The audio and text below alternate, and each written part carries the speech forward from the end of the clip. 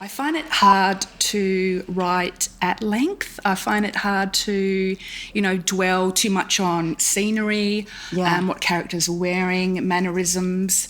I really just want to get to the point quite quickly. So your training has actually kind of made you quite concise. That's right, yeah. I do write full time, and I tend to, for a long time I was a single mum, so I used to just write when the kids were at school, and that was sort of what I did. To me, it almost felt like it was inevitable that they're going to be seen again. So, put that idea in your pocket. I'll lock that one away. When I run out of ideas, I'll be like, come on back, you guys. I don't think that will happen.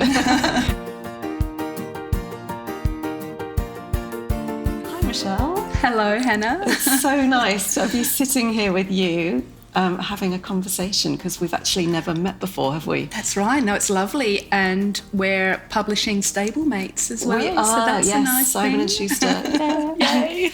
But I'm excited to meet you because I've read both of your books, both The Rush, which is already out, and Barron Cove, which is coming next year. Yes, yeah. And I can't wait to sort of dive in and ask you about the books. But you've just flown in from Adelaide, I think. Yes, quite a short flight compared to your recent flight, I think. But yeah, we're both stepped off the plane, haven't we? Yeah, into very sweaty Sydney, so I feel very hot and shiny. But it's lovely to be here. Yeah, yes. This is sort of home to me in a way. I used to live here. But it's sort of a return coming back for lots of different reasons. But one of them obviously is to talk about the book. And yes, absolutely. And I've read both of your thrillers as well. I can't say I've read all of your back catalogue, but I'd love to. But the thrillers, yes, absolutely. And as you know, I reached out on Instagram because after I finished One Dark Night, I loved it so much. I had to share a few pictures and a bit of a review. But one of the things that I didn't expect that I really loved were those two main characters. And I think I mentioned this to you in a direct message. Yeah. Like Detective Chase and his separated wife. They're separated. Rachel. Together. That's right. Yeah. They were such a lovely duo, and I was really rooting for them the whole way. There's a massive thriller element, obviously, and a lot of scary things happening, but I really felt kind of safe in those two at the same time, and I didn't want to say goodbye to them at the end of the book. That's so nice of you to say that, because obviously one of the things when you're conjuring these imaginary people is, will people go along with them for the ride, and are they believable, and how much are you rooting for them? And so when I got your message, I was like, yes, because it obviously means a lot coming from another writer that you really respect. And they're an interesting pair, and you actually said to me, would you revisit them? And I hadn't even thought of that, to be honest, because I've always written standalone books. Yes, yeah. But it did make me think that there's a little bit of unfinished business at the end of the book. I think so. Yeah. I feel like you, especially as he's a detective character as well, but I did think, to me, it almost felt like it was inevitable that they're going to be seen again. So, put that idea in your pocket. I'll lock that one away. When I run out of ideas, I'll be like, come on back, you guys. I don't think that will happen. So your books are standalones as well, aren't they? Yes, yeah. Funnily enough, though, I'm working on book 3, which is obviously a long way away, but I feel like that might lead to at least a spin-off or, a follow-up. Oh, interesting. So I never wanted that to happen. I love reading a series myself, but I always thought I would stick with standalones, that there's something scary about a series. Yeah. So it might just naturally happen to me as well. I think for me, I'm a standalone writer generally. I like to read series and I like to see characters develop, but I'm a bit scared of the idea of a series as well, and having that long view to me feels quite intimidating. So I'm always in awe of those writers that can kind of sustain the thread of a story through, 6, 7 books. It's amazing. That's right. Because I'm already thinking of that daunting task of making it available as a standalone as well. Yeah. So not revisiting too much of the previous book. So, I'm probably going to drop it. Don't drop it. Don't drop it. It's a good idea. Yes. One of the things that I noticed about One Dark Night that didn't dawn on me until I'd read a few chapters was that it is present tense as well. Yes. And I love that. But I think it's remarkable too that I didn't notice. I was just swept up quickly But was that a really a conscious decision, or did it feel like that was the best way to tell the story? I think it felt like the best way to tell the story as I sort of dived in and started writing. But it was only after I finished writing it that I realised this is the first book I've written which doesn't have a sort of back and forth timeline, or, you know, the past intersecting with the future, or the present day rather, and then sort of weaving the two together. So this book is just kind of start to finish, moves forward, present tense, present day, over the course of about 5 days. And so I think in my head I was thinking, well, this is going to be a more straightforward book to write. But of course, as you probably think too, there's no such thing as a straightforward book to write. We all start with it being straightforward, don't we? And then, actually, I think I heard you discuss that in a podcast, that, we might set out that way because really it's easier for us as writers. But then after a while, especially in a thriller, you think about the advantages of not unfurling it in that straightforward manner, but having, a bit more of the back and forth between characters, or even the time hops. But for you and your books, that totally suits your story, your plot, your pacing, because what I love about your books is they're so propulsive. As you're reading them, you just have to turn the next page, and every chapter ends on that sort of moment. And so because there's so much action, I can't imagine you then sort of intersecting layers of the past and taking the reader back. It's almost like you just have to keep moving forward. Yeah, it's really tricky for me. And the rush was in present tense as well, because I just felt like that has sort of an immediacy where the reader is really, like, for example, in the car with the young backpackers. But, you're literally moving forward. Yeah, that's right. It's all racing forward. Yeah. But I studied journalism, and I think, a lot of journos, we'll talk about this, journos turned authors. I find it hard to write at length. I find it hard to, dwell too much on scenery, what characters are wearing, mannerisms. I really just want to get to the point quite quickly. So your training has actually kind of made you quite concise. That's right, So that's why I find it... I couldn't imagine writing, this massive sort of fantasy novel, for example. I just wanted to get the story going. And there's good aspects to that, but it's not easy if you want to go beyond a novella. I have to remind myself, come on, Michelle, take a breath and go back and expand.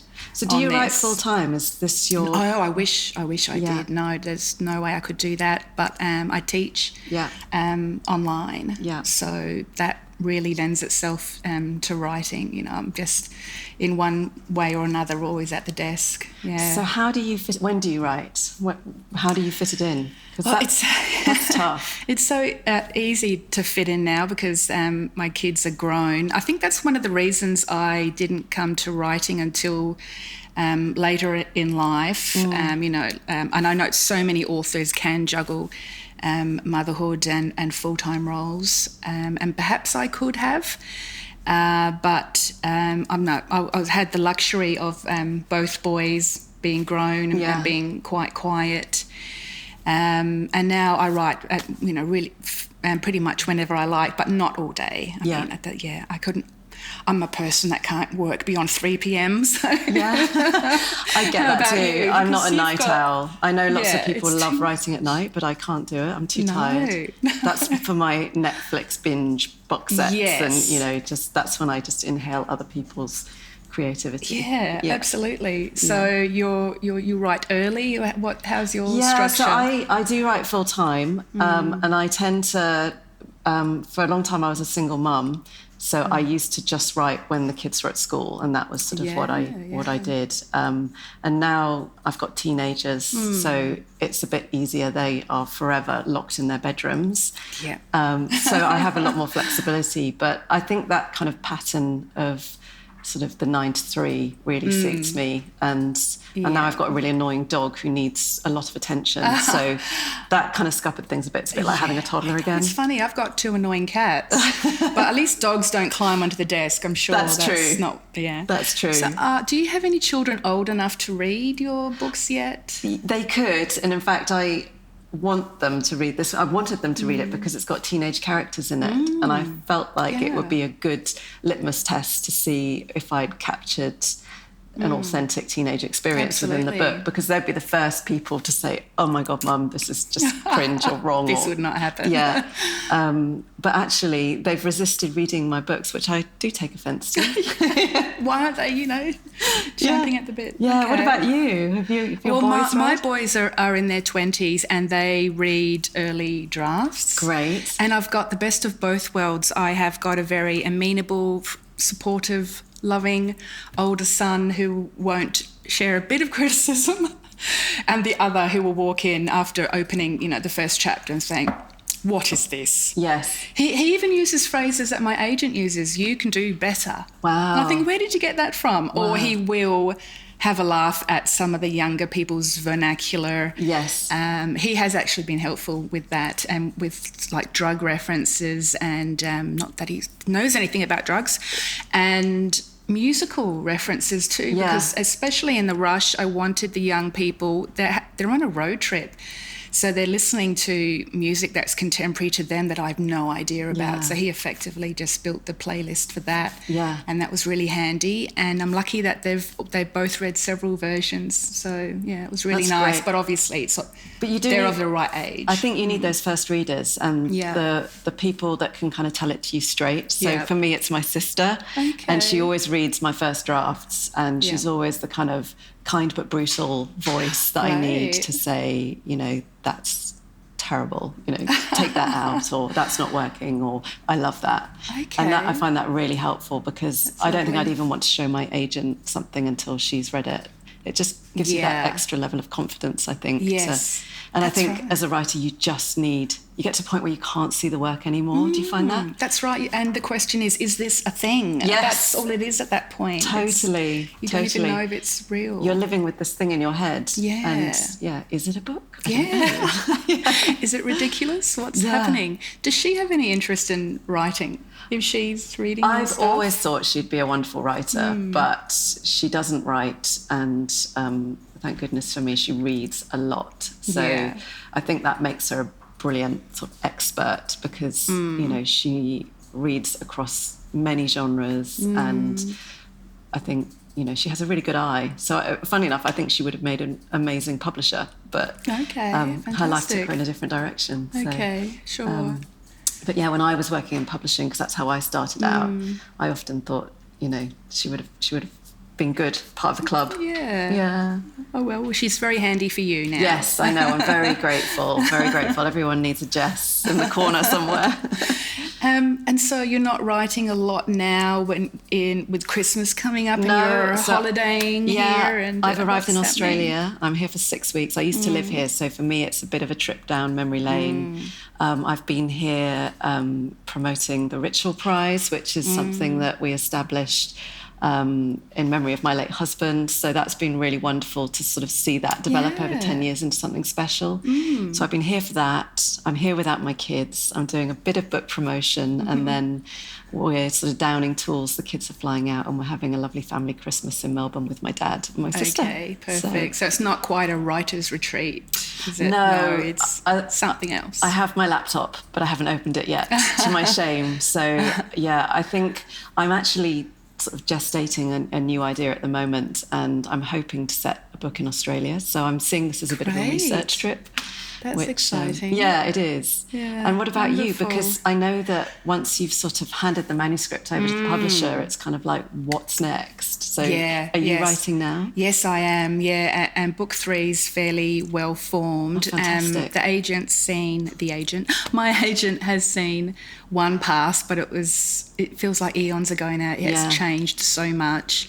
And, you know, I'm absolutely in love with it, and, you know, that funny time. So, yeah, I'm having a brilliant time with it. That's such a nice stage when you get to that point where you really believe in it and you feel confident, and you've hit that flow point, I think. Yeah, Do you get that's right. a sort of sticky middle where you sort of feel like you just want to throw the whole thing in the bin and start again? Not so much, and I think that's because I'm probably a bit more on the planning camp than pantsing. I have a broad plan, and I do that so I don't get stuck. Yeah. Because I think for the longest time, I wasn't sure that I didn't even know you could approach a novel as a planner. So I think that's why I kept falling over. I kept sitting at the keyboard and trying to write and running out of steam, you know, probably 30% of the way in. And then I discovered you could plan your book. Yeah. And so once I had, you know, these creative bursts of, you know, what might happen in the beginning, middle and end, and I had perhaps headlines for each chapter, you know, what will happen in a chapter. That's really helped me, and probably meant that I don't experience things like that I've got that roadmap. Can you please share your plan with me? Because I'm the opposite. I just sort of dive in, and each time I think, okay, I've got this in my head, I think I'm going to be okay. And then each time I hit sort of 30,000 words and do exactly what you said, I kind of just feel like I've lost my way. So I need a plan. It's clearly I need a plan. So I think I'm going to have to learn from you, Michelle. Yeah, it does help with motivation. But of course, I change things as well, especially with the rush. I'd written perhaps 8 or 9 drafts before I came across that final twist that's there. So there's a little bit of flying. And I think the final twist is sometimes something that it comes to you later. Like I almost don't want to know the twist when I start writing, because I think if it's a surprise to me, it's going to be a surprise to the reader. Yeah, absolutely. Yeah, though it's always a surprise to someone at some stage. Yeah. Oh, it's so nice to have a chat with you, Michelle. Yeah, it's been wonderful. Are we being waved at to finish? Cheryl's in the background giving us the grin. Yeah, it's been terrific to catch up in real life. Yes, and definitely. And I will look forward to the book number 3 when it's ready to read. Yes, that's right. And book 2 in April. So I'm excited. Yeah.